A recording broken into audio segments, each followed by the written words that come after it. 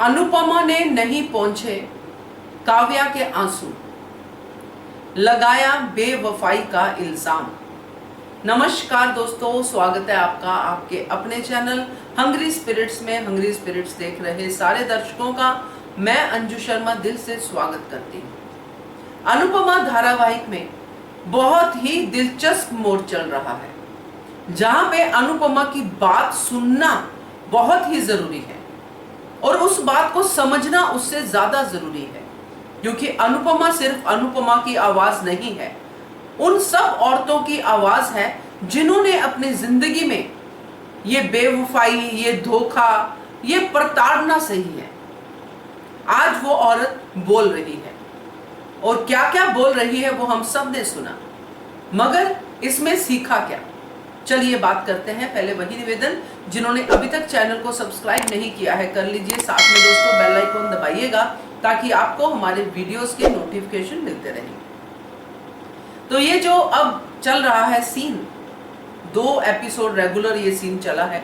अनुपमा ने अपनी बातें कही है काव्या के सामने, काव्या ने अपनी मजबूरी रखी है अनुपमा के सामने, पूरा चला है। मगर आज जो अनुपमा ने कहा वो 16 आने सही था दोस्तों, और ये अनुपमा ने वही कहा जो हम सब सुनना चाहते थे, उन सब लोगों के लिए, स्पेशली जो लोग फीमेल और मेल में डिस्क्रिमिनेशन नहीं करते हैं। क्योंकि मैंने काफी सारे कमेंट्स भी पढ़े हैं अपने ही वीडियोस के नीचे, जिसमें उन्होंने औरतों के लिए बहुत ही गंदा गंदा भी लिखा है कि मुंह मारती हैं, ये करती हैं, वो करती हैं। मगर जब मेल्स की बारी आती है तो ऐसा लिखने में हिचकिचाहट होती है। वहां पे उनको ये लगता है कि मेल कोई बात नहीं, कर लेते हैं, उनकी तो प्रवृत्ति है, ऐसा है वैसा है, जो भी एक्सक्यूजेस देते हैं। मगर आज अनुपमा ने जिस तरह इस बात को लिया कि चाहे वो वनराज हो, तोशु हो या फिर काव्या हो, गलती तो गलती ही है। अगर कोई रिश्ता निभाया नहीं जाता है तो उस रिश्ते को छोड़ दो, आगे बढ़ो और नए रिश्ते बनाओ, मगर रिश्तों में बेईमानी मत करो। ये मुझे बहुत ही अच्छा लगा कि रिश्तों में बेवफाई नहीं होनी चाहिए। रिश्तों में बेवफाई होती है तो सिर्फ एक इंसान नहीं पिसता है, दूसरा भी पिसता है।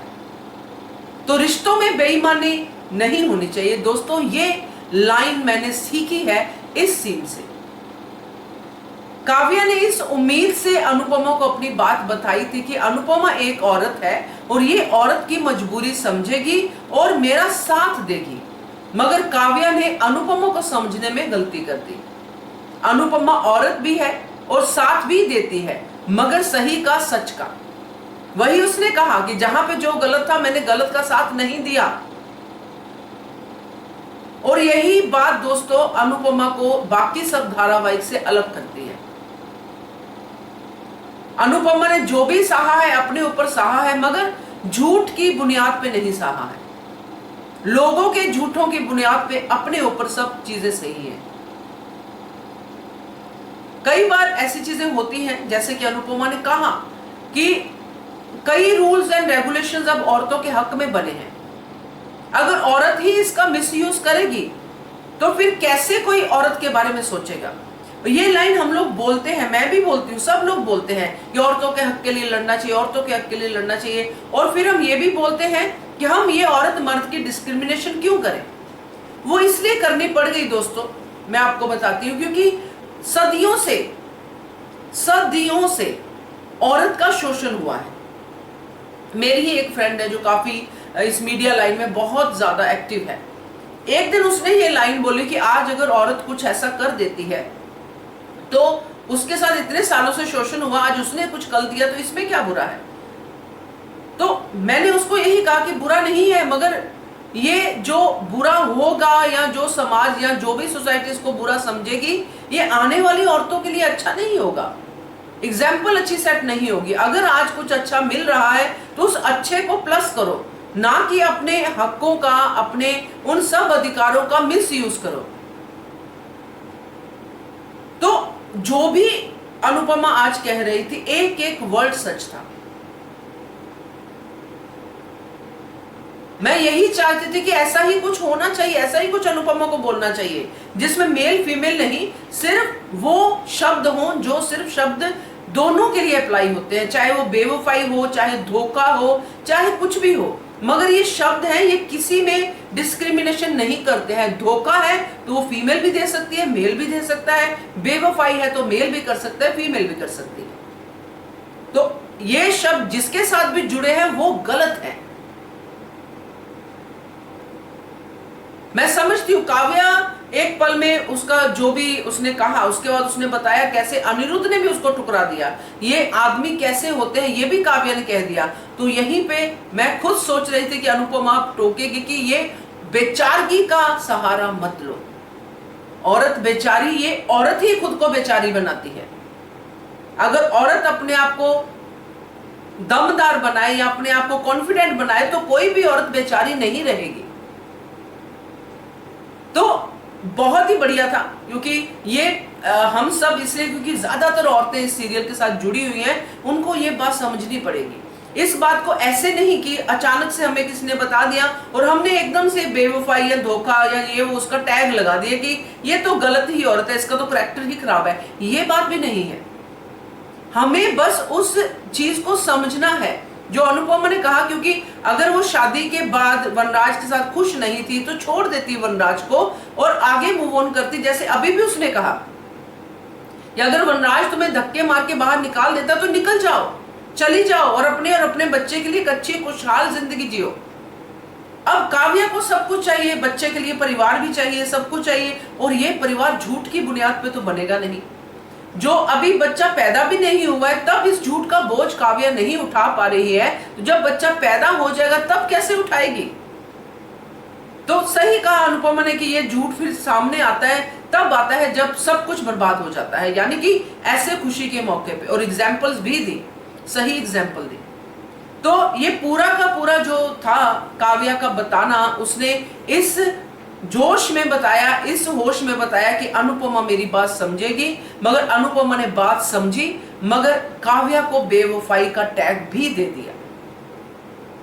और जब काव्या को एक एक बात अनुपमा ने याद दिलाई कि जब मेरे साथ हुआ था तो मैंने क्या किया था, तुमने तो कुछ नहीं सहा जितना मैंने सहा है। तो यहां पे अनुपमा ज्यादा स्ट्रांग है, काव्या कम स्ट्रांग है, ये हम मान सकते हैं, क्योंकि हर लाइफ का अपना एक अलग कैपेसिटी के हिसाब से मूव ऑन होता है। मगर जो बातें सच है वो तो सच है।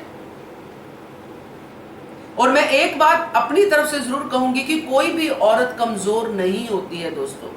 कमजोर वो अपने आप को खुद बनाती है जब किसी पे डिपेंड रहती है, जब किसी को ये कहती है कि मेरा तो तुम्हारे बिना गुजारा ही नहीं है, और नहीं होता है, क्योंकि वो अपने आप को कन्विंस कर लेती कि मैं तो इनके बिना कुछ भी नहीं हूं, मैं तो बाजार तक नहीं अकेली जा सकती। मगर उसी बाजार में दूसरी औरतें भी होती हैं जो खुद की शॉप खोल के बैठी होती हैं। खुद मैंने, आप सबने देखा होगा, जो हम लोग देखते हैं रोज विंडो शॉपिंग में देखते हैं, सब में देखते हैं, औरतें खुद सब्जी का ठेला लगा के या कोई स्नैक्स की अपना ठेला लगा के बैठी होती हैं। औरतें करती हैं दोस्तों काम। वो अपने आप को बेचारा बना के घर पे नहीं बैठती कि मेरा पति कम कमा रहा है तो मेरा तो अब इसी में गुजारा करना बनता है। वो खुद अपने परिवार के लिए जाती हैं, तो वो औरतें स्ट्रांग होती हैं। मगर उन्हीं औरतों पे जब पति शोषण करता है, पति उसको प्रताड़ित करता है, तो औरतें सहती हैं। यहीं पे वो स्ट्रांग जो है वो डिस्क्रिमिनेट हो जाता है कि परिवार के लिए स्ट्रांग, कमाने के लिए स्ट्रांग, मगर पति के अत्याचार सहने के लिए कमजोर। तो वो स्ट्रांग जो नेचर है वो हर तरफ होनी चाहिए। तो यही अनुपमा सीरियल में बार बार लगातार दिखाया जाता है कि अधिकार यूज करो मगर मिस यूज मत करो।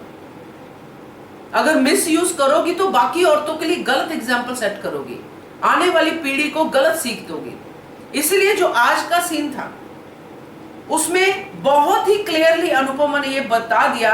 एक तो उसने ये बता दिया कि बच्चे की कोई गलती नहीं है, और यही बात जो है अंकुश पे साबित होगी। जो बरखा हाथ उठा उठा के बोल रही है ना कि अनुज का बच्चा होता तो तुम क्या करती, नाजायज बच्चा होता, तो अब अनुपमा ये नाजायज बच्चे का टैग बच्चों पे से हटवाएगी। ये मैं आपको बोल रही हूं। जैसे मैंने कहा था कि नाजायज मैंने शब्द यूज किया, मगर मैंने कल के वीडियो में उस बात को अपोलोजाइज भी किया कि मुझे नहीं अच्छा लगा, मुझे किसी ने नहीं कहा, किसी कमेंट में नहीं आया, किसी के वो ऑडियो में नहीं आया, मगर मुझे खुद नहीं लगा कि ये मैं जो बोल रही हूँ क्या मुझे अच्छा लग रहा है, नहीं लग रहा है।